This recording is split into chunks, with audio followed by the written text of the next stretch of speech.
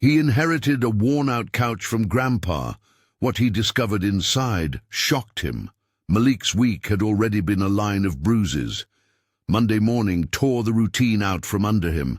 An email that began with, "We regret to inform you," and ended with severance details he couldn't make sense of. By Wednesday, his bank app bloomed with red numbers and polite-sounding silence. On Thursday, someone he had trusted turned a whisper into a headline between friends. His ex-wife's accusation arrived in the wrong place at the wrong time. A private thing made public with a swift, hateful certainty that left him stumbling. On Friday, the landlord slid an envelope under the door with a calendar number penciled in and a note that said the lease would not be renewed. He packed the bare essentials, his pride folded into a box with mismatched socks. Everything that mattered felt small and brittle. The phone buzzed like an insect, messages stacked up, concern, rumors, requests for explanations he did not have the strength to give. People he had fixed toilets and rewired lamps for now looked at him with the same distance they used on a stranger on the street. He slept on a futon at a cousin's for 3 nights, each creak of the mattress, a countdown he could not stop. He had thought his worst week had already happened. He was wrong. The house on Elm Street smelled the way old things smell. Dust settled into the grooves of the staircase, the curtains held the memory of sunlight from seasons ago, and the air cavity in the hallway kept a quiet like a closed mouth. The paint peeled along the windows the way bark peels from an old tree. It was the house Grandpa had left to Malik because no one else wanted the work or the history. Neighbors used to joke Grandpa lived in a museum of half-finished projects. He kept spare screws in jars and notes taped to the underside of tables. He called bets on storms and fixed things before they broke. To Malik, it had always been a safe, stubborn place, a place to learn how a thing could be undone and put right without hurry or show.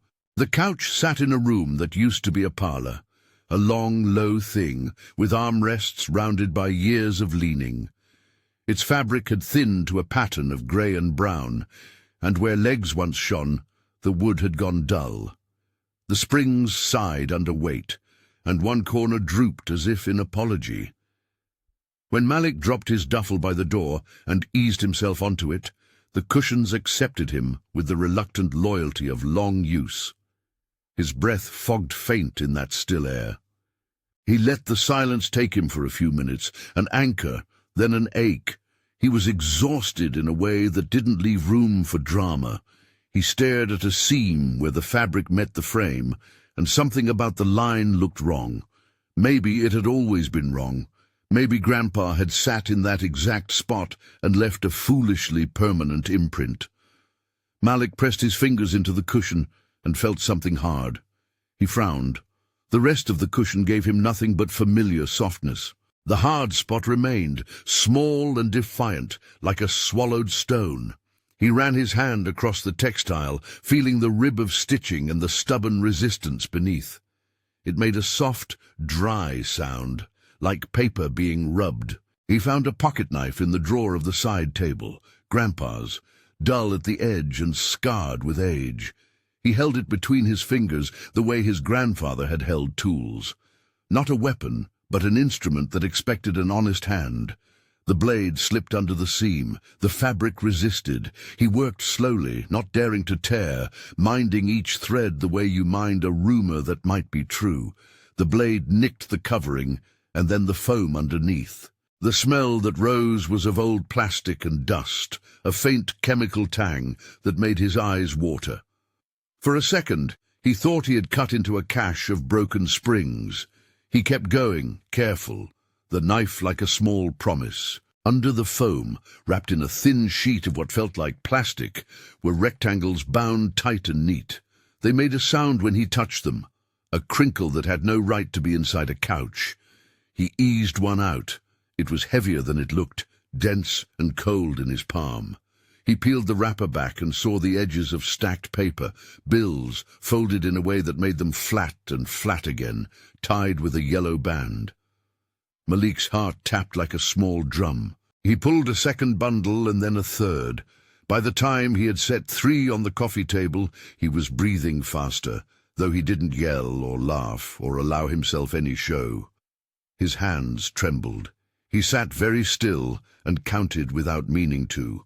1, 2, 3. Numbers arranged themselves in his head as impressions rather than fact. A pile adequate to change the shape of days. Not a lottery, not a cure. A reserve, a buffer with the smell of plastic and old glue. He should have felt triumph. He felt instead a complicated knot, relief braided with a shock that had the taste of old pennies. He thought of Grandpa's voice, spare and dry as the attic wood. "Put away for a rainy day, Mal, not for making a show of it." The phrase unspooled like a ribbon inside him. He looked at the couch, at the place where the seam had been opened. Someone had hidden this deliberately. Someone had preferred secrecy to spectacle. This felt like a lesson from a man who had believed in quiet reserves. There were honest options and reckless ones in that room. Malik could call the bank, he could post a photo and watch the world split into opinions. He could hire lawyers and reporters and make the accusation that had been launched at him look small by comparison. People had already asked him if he had told anyone. A cousin pounded on his shoulder when he dropped in for water. "Put it on eBay, man. Get yourself back." Friends suggested headlines, quick turns, easy drama. Those voices sounded like wind against a closed door. He closed the cushions back up. He smoothed the fabric with a hand that had work-lined fingers. He put the knife away.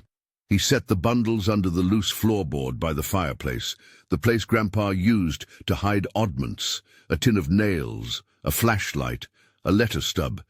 He did not tell anyone. He did not mark the day. He slid the floorboard back into place, as if sealing a secret inside the house itself. For 3 nights he slept on the floorboards in a room that had once been warmed by a kerosene lamp. He woke with his shoulder aching, and with that faint, ruthless clarity that comes when there is only one honest path left. He tested the idea of telling and found it hollow. He imagined the story becoming headline, a quick wind of opinion that would curl around his name and leave nothing of substance. He thought of the people who counted on him for work, the ones who paid in cash and shook his hand like it was a guarantee. If the money was a life jacket, it should be wrapped around the right people first, repaired shingles, a new set of tools, a couple of weeks of wages paid on time. Not now, he told himself once, in the whisper that wasn't meant to be heard. There was a moral clarity in being discreet. It was not about hiding as if ashamed. It was about stewardship. Choose what you fix it well, honor those around you. He let the secret sit like a weight under the floor. He made a plan, small and stubborn. Step 1, make the house livable. He climbed the ladder with a tool belt the way he had seen Grandpa climb, methodical, patient, never racing. He replaced a few slates on the roof that leaked when the rain came. He climbed into the attic and cleared the insulation that had caved in. He patched a sagging porch, hammered in nails until his knuckles stung. He rewired one faulty lamp himself, careful because electricity was not a place for heroics. He scraped and painted the front door, brightening the house's face. Each small repair steadied him. Each fix made the house look less like an archive of neglect and more like a place someone could live in without wincing. Step 2, restart the work he knew how to do. Malik had been good at steady things, plumb lines, shims, caulking that didn't bubble. He set up a simple sign out front during the first week. Malik's Repairs. Honest prices. Quick work. He didn't advertise with flashy promises. He walked door to door in the neighborhood he grew up in, running a hand over every stoop and railing, listening to people's complaints and sympathies. He offered to fix a leaky kitchen tap for an old woman 2 doors down, and she paid him a stack of bills with a nod and the kind of gratitude that felt like a small son. Word traveled in the way it does when trust is earned. Someone told their neighbor, a landlord called, a small property manager, remembered the man who had never delayed a job before. He took on jobs that matched his skills and his ethics. No cutting corners, no overcharging. He kept a little ledger in a notebook that he hid in the drawer next to the one with the tools. He wrote down every job, every hour, every payment. Step 3. Hire and pay fairly. As calls increased, he realized he couldn't do it all. He took on 2 people he had worked with years back, Joe, who could match his eye for square edges, and Lila, who was meticulous with finishes. He spoke to them plainly about what he could afford and what he expected. He paid them on time. He made sure they had proper gloves, decent drills, and a modest but steady schedule. He didn't promise fast riches. He promised steady work and showed up every morning to make good on that promise.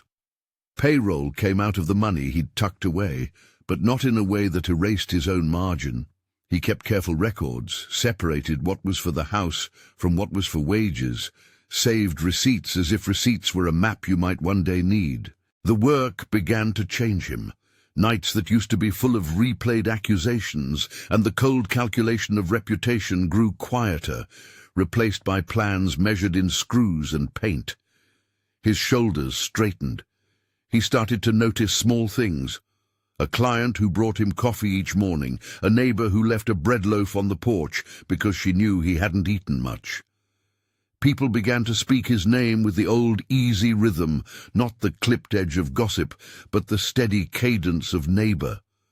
He learned to sleep without the phone buzzing like a trapped insect. He learned to trust the slow accrual of small acts. Temptation teased him now and then. Once a man in a bar leaned over and said, "Heard you found something in your grandpa's couch. What was it?" "Cash, jewelry." The man smirked as if Malik's answers were a currency to be traded. Malik felt the thrum of anger. Revenge would have been loud, deliciously public. But he swallowed it. He had not found the money to be famous. He had found it to be useful and wise. He thought of the people he now employed and the roof that no longer leaked on cold nights. He imagined telling the world and watching those things change in a breath for the sake of vindication that would evaporate by morning. It was not worth it. Months blurred into a steady ledger. The house that had been hollowed and patient started to show real life. The porch had a new step. The front garden grew a small, stubborn row of tomatoes. The couch remained an oddity in the parlor, a soft bruise on the room's memory. He kept the seam repaired near the place he'd cut it, as if mending the patch had some ritual meaning. He would sometimes sit on the couch and run his hand along the repaired line, feeling the place where the plastic bundles had rested beneath the foam, and the memory pulled at him like thread. Then quietly, the pattern that had shadowed his life began to appear in other places. It did not arrive all at once. It came as a neighbor's voice over a cup of tea. "Did you read about Tessa? People are saying things." It came as an offhand remark from a client, someone he had helped years ago who had once been burned in a different way. There was a small article, not headline-grabbing but precise, about a woman whose accusations across towns had coincided with sudden withdrawals from accounts and abrupt changes in narratives, leaving men under scrutiny and reputations scarred.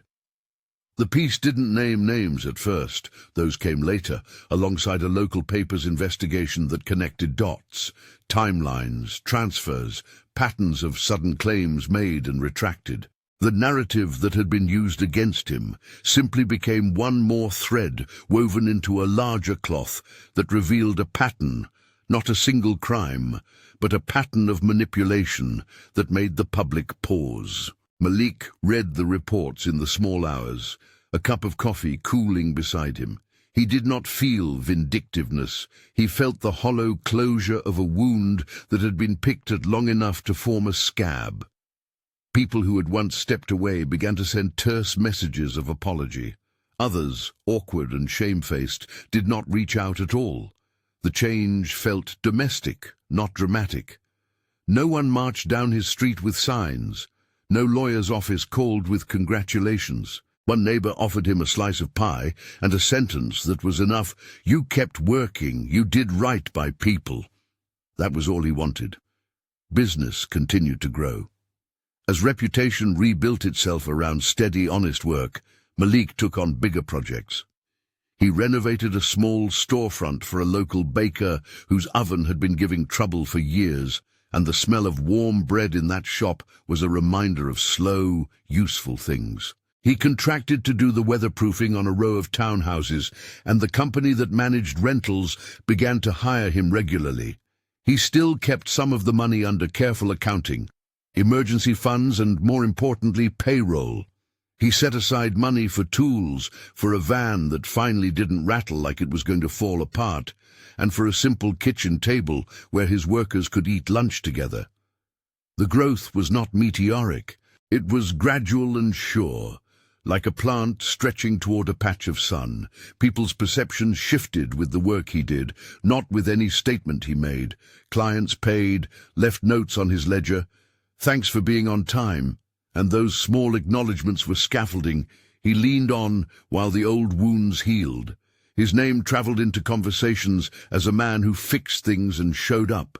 The couch stayed where it had always been, a quiet witness to the slow accrual of repair. Some afternoons he would sit on its sagging curve and think of Grandpa's hands, which had always known how to find the hidden strength in a broken hinge. When the news cycle finally put the pieces in place about his ex-wife's pattern, it did so without him entering a courtroom or a talk show stage. It was a paper trail and a witness, nothing cinematic. The shock others had provoked in him loosening into a muted confirmation that the accusations against him were part of a wider, crueler set of moves. He allowed himself to read the documents and notices with a calm that surprised him. He set them aside. He did not parade them. He did not seek the empty satisfaction of public apology. Vindication for him was domestic. Calls returned, new clients, a job that paid for groceries without the buzz of anxiety. There were ways he could have spent the money that would have been loud and satisfying in the short term. A new car, a showy wedding to prove something to the people who had doubted him, a social media storm that would have left him trending and then forgotten.